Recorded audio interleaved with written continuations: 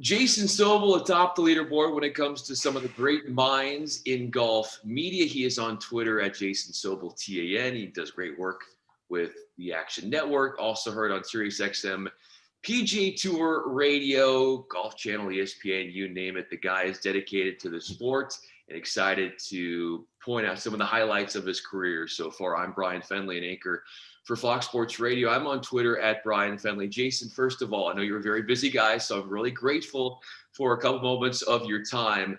Among all the years that you have been covering the sport, you've won a lot of awards. Which award do you hold in the highest esteem? Yeah, well, first of all, thanks for having me on, Bryan. I appreciate it. That's a question that I'm not sure I've ever gotten that one. I was trying to make a big wit. I say this while I've got Emmys over like both my shoulders and sit here like I honestly I'm not a big award guy. I just am not. I don't care. I've written stuff. I swear I've written stuff that I'm like, this is one of the best things I've ever written. I wrote a piece back when I was with Golf Channel about 5 or 6 years ago that got mentioned in Best of American Sports Writing, which I thought was the coolest thing ever. Just an honorable mention, wasn't like the whole piece in there, but just got a little notation at the end of the book. It didn't even win an honorable mention for the best golf writing feature of the year. So like, I don't know who judges these things, so I don't necessarily care about the awards. The award for me is like how much time and effort I put into it and how good I thought it was, but I'm not worried about like actual trophies or anything like that. I really am not. When you look at some of your earliest writings, just trying to get started in the business, yeah, if you were to look at it now, what comes to mind? There's some stuff that was pretty good, but most of it needs some work. It needs to be massaged a little bit. I've got somewhere behind me on this bookshelf right here, I've got a clip file of stuff that I wrote like in high school and in college, where back then, I mean, it would be in a newspaper, like the school paper, or I'd write it for some other place and like print it out and cut and paste and put it into like a scrapbook. So I've got a scrapbook back here of stuff that I wrote when I was 16, 17, 18 years old. And I mean, yeah, like I'd like to think I've gotten better since then, but there's some stuff where I'm like, hey, that was pretty good. That was a nice line there. You know, that was good word usage there. You know, there's some signs of like, all right, I can see that kid back then, like, you know, maybe getting there someday. But I'm still working. I'm still trying to get there. You know, maybe someday I'll be decent at this job, but it hasn't happened yet. Oh, stop it. But yeah, you could see the creativity forming at an early age. What's something that you've written over the years that was an objective take on something when it comes to golf, and the golfer that maybe was the theme of the piece didn't like it, and it was not like you were trying to be anything other than just state the facts in something of a take that you had with the article? Trying to think of one. There was years ago when I took Kenny Perry to task for skipping the Open Championship. He wanted to play in the 2008 Ryder Cup in his home state of Kentucky. It was at Valhalla that year. And he felt like he had a better chance of making the team if he skipped the Open Championship, of course, one of the four majors, and instead decided to play an opposite event that was back here in the States with players of inferior status than himself. He was one of the best players in the world at the time. And I wrote something criticizing him. And then we saw each other and I asked him about it. It wasn't like he, you know, came over and started yelling at me. He was a classy gentleman and way too classy for that. But I saw him a week or two later and we started talking about it. I asked him about his decision. He said, you know, I've lived in Kentucky my whole life. This would be the greatest thing in my career to make the Ryder Cup and play in my home state. And it kills me not to go to a major, but I just thought that maybe I could get a few more points from this other event. And I said, you know, now that I've talked to him, it makes a lot more sense. And he was more right than I was. And so, you know, there have been things like that over the years where it's more of an explanation between two of us than a real disagreement or an argument. I'm not sure. I'm sure I've made players mad over the years, but usually they, you know, it's like a mosquito to them. They just kind of swat it away and they're not too worried about me. Yeah, and over time, if they do have an issue, there's a mutual understanding that will come out of this, like you said with Kenny Perry. Jason Sobel is who we're talking to on Twitter, Jason Sobel TAN. I'm Bryan Fenley. The day you caddied at the PGA Tour, in the PGA Tour, and it was with Brennan Steele, Mm-hmm. What were you most nervous about? Uh, all of it. I didn't want to screw it up. That one, I was less nervous. I caddied on the Nationwide tour back in 2007 for a guy named Roland Thatcher in Sure. Chattanooga, Tennessee. He was leading the money list at the time, and we'd gotten to be friendly. And he said, why don't you come out and caddy? I'm number one on the money list. Look, if you completely screw it up and we don't make anything this week, I'm still going to be number one on the money list. So nothing really bad can happen. I'm not worried about it. I'm going to be on the PGA Tour next year. I'm nice and relaxed. And so we went out there. And so I was probably more nervous about that, even though there were fewer people and there was less going on. And, I was just like, that was my first time really doing it. I didn't grow up caddying and I didn't know much about it. I'm trying to learn on the job, so to speak. When I caddied for Brendan Steele, I think it was the 2018 BMW Championship at Aronimink. 18 or 19, I think 18. In any case, I caddied for him. The final round had gotten washed away. They knew it was going to be rained out. So on Saturday, he's talking to his caddy. His caddy had been over here in the States for 2 straight months, had a young child at home back in the UK. And he said, don't change your travel plans. He was in a spot where he could not advance in the playoffs. He was towards the bottom of the leaderboard. There was nothing great that could happen for him. He was playing out the string and he had one more round. He said, I'll get a local caddy or somebody. And, Steele's become a good friend of mine. And I happened to be standing there when he was having this discussion. He turned to me and said, you want caddy for me in the final round? Like, yeah, sure. Why not? So maybe the most nerve-wracking thing is that once the tee sheet came out, we were with Brian Harmon and Phil Mickelson. And so I knew I was going to get some grief from Phil doing that job. And he really was. Phil was great. I've known Phil for a long time. I thought he was going to give me the needle a little more than he did, but I still owe Phil. Phil said he wanted 2 really good stories from me that day. And I said, give me some context. You got to give me something. And I still probably owe Phil at least one more story. I think I only got one of them for him that day. I think you'll find a story or two to add to it. What sort of wisdom did you ever find yourself trying to impart to Brendan over discussing a putt, or would he allow you to kind of make a judgment call there, or like, dude, I got this myself, just carry the bag?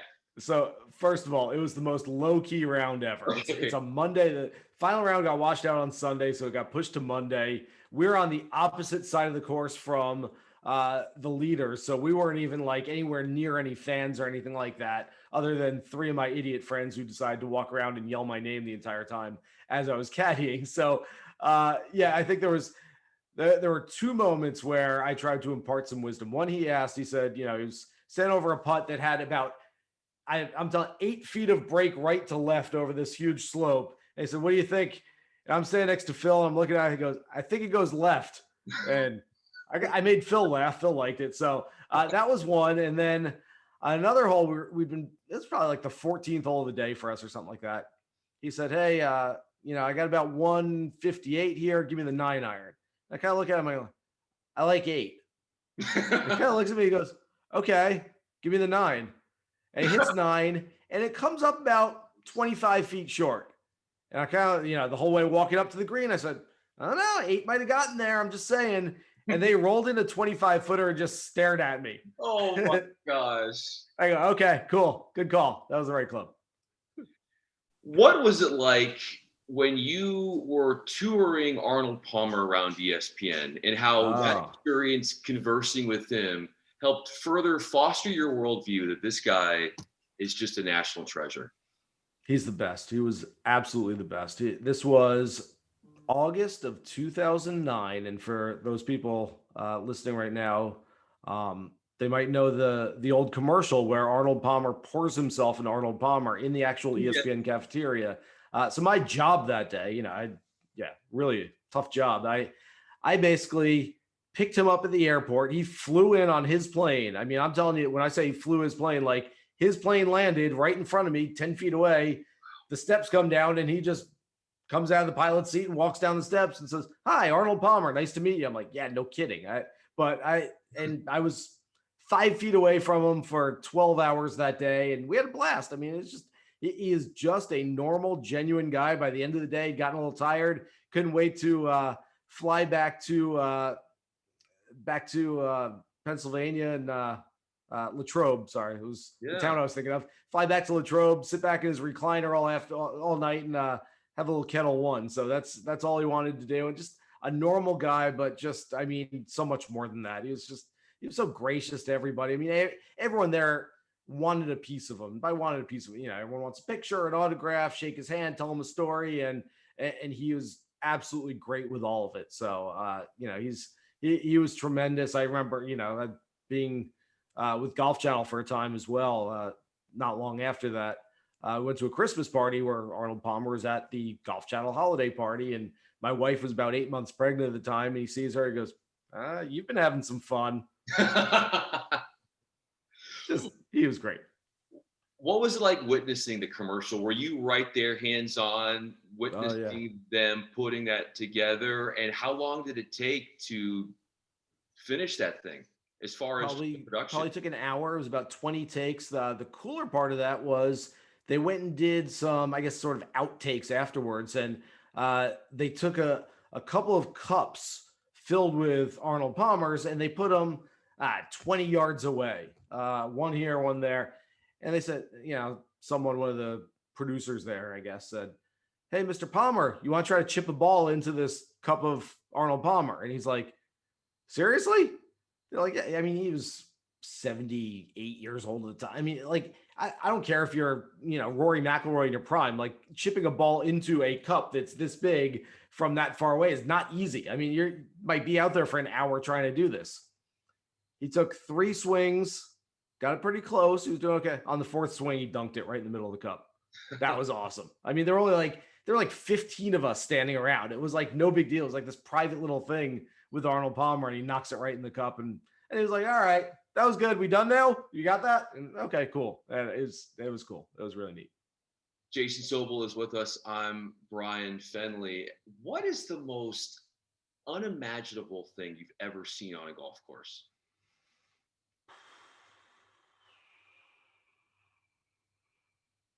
There's a lot of ways I can go with that. That was what I was thinking when I was forming my questions for you mentally. There are an awful lot of ways I can go with that.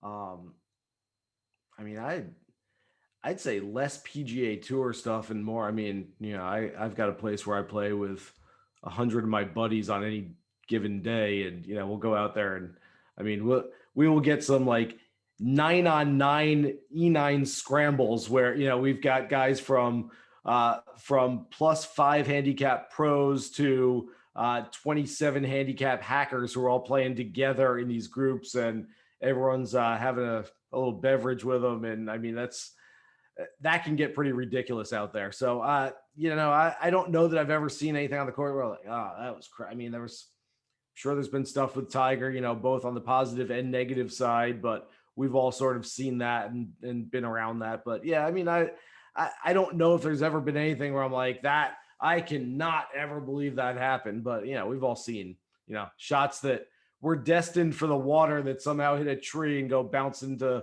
4 feet on the green. Somebody makes birdie out of it and things like that. But yeah, I've been around a little bit. I've seen some of that stuff. I'm sure you have. A shot that was destined for the green that was left short was the one for Brennan Steele that you mentioned earlier when you went with the 9-iron and not the 8. When is a moment in your career when you yourself are grateful that you didn't lay up and that you went all in on something and it paid off? My current job. It's funny. I working for the Action Network now, and I had always been in this role as a sort of just organic kind of beat writer covering golf. And so getting into a role where I was covering it from a betting perspective and the gambling perspective was something that I thought sounded like fun. I thought there was some growth potential, but I wasn't sure about it. And I took a chance. And I'm telling you, it's the most fun job. I've done 2 tenures at ESPN, worked at Golf Channel. This is more fun than any of them. I enjoy it. I think that the growth potential is only scratching the surface right now. I think it's just going to keep getting better, but I took a chance with my career. I mean, we've got a slogan at the Action Network, bet on yourself. And at some point we all bet on ourselves. We all say, okay, I've got to take a chance, whether it's with a job, whether it's getting engaged and getting married, whether it's having kids, whatever it might be in life, we all say, hey, I've got to take a chance. I've got to try this and see if it'll work. And so I took a chance. And for me, at least so far, through a few years of this, it's paid off. And I've had a great time doing it. Jason, my final question for you, as far as taking chances, how do you think golf on television can take more chances in integrating golf betting into what you see and how you digest that? It's so perfect for it. It really is. I mean, golf telecast, quite frankly, if you watch a golf broadcast from 1985 and then watch one from this week, they don't look very different. Everything else has evolved. There's not anything else you can watch on TV and say, boy, that looks just the same as it did 35 years ago. And yet golf telecasts basically look exactly the same, and they need to evolve. They need to change. One of the reasons I think they never change is because the season never ends. And so when we have an 11 and a half month a year season, basically there's no time to recharge and regenerate and evolve and get better in that space. And so I think they just rely on doing what they've always done.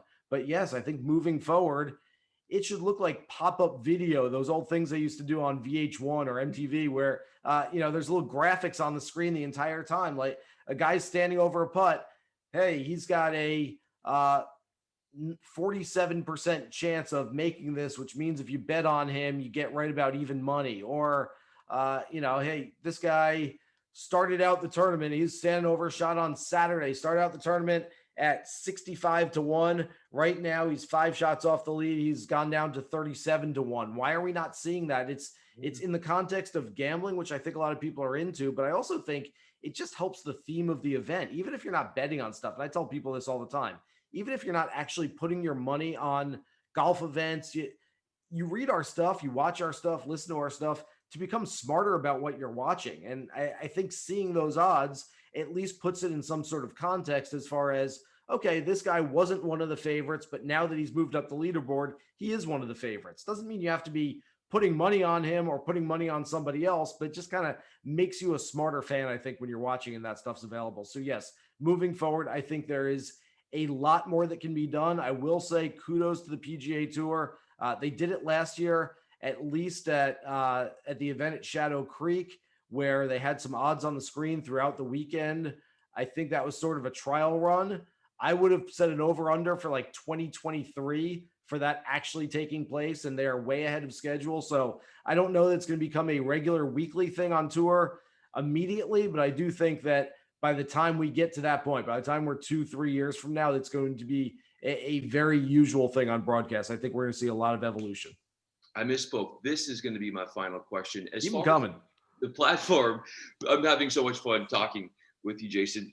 As far as the platform Action Network, how is that cutting edge? How do you see that tapping in further into this realm, this world that you're discussing, that will put it in front of the competition and will make it look like a front runner to this new space that we're trekking into? We have 100-something employees with the company, and I am probably 100 and something on the list of guys who should speak about this because everyone else is way smarter than I am. They're smarter analytically. They're smarter about the business model. They're smarter about all of this. I'm a guy that lives 1,000 miles away from our corporate headquarters in New York. I'm a guy that just kind of does my own thing. What I do think, though, is, again, first of all, the duality in that, hey, we're helping people invest their money in whatever sport there is to try to make money, to try to get better at what they're gambling, whether it's gambling, fantasy, the office pool, whatever it might be. We're trying to help you get better. We do a show every week, a golf show every Wednesday night. And we say, some of us are high stakes, high volume players. Some are low stakes, low volume players. I don't care if you're betting 6 figures or if you're betting $1, you still want to win. And so we're trying to help you win. So that's part of it. And then the second part is just, we're making you smarter. I mean, I read articles on our place all the time on our website where, quite frankly, I'm not betting on whatever they might be talking about, but I might watch the game and it's going to make me a lot smarter about what I'm watching. And when I do bet on that, I'm going to have more information in my head based on what we've done. So I think the business model is very strong. Again, I can't speak nearly as well to this as some of our other people. I'll get some of our other guys on here with you, and they'll be able to speak all about how great the company is and all the different things we're doing. All I know is just I'm just trying to hang on. I'm just trying to hang on and go for the ride with the rest of them. But we are trying to make our consumers smarter about what they're watching on a daily basis. When it comes to golf media, make sure you have Jason Sobel in your bag. Jason Sobel on Twitter at Jason Sobel TAN, SiriusXM, PGA Tour Radio, Action Network.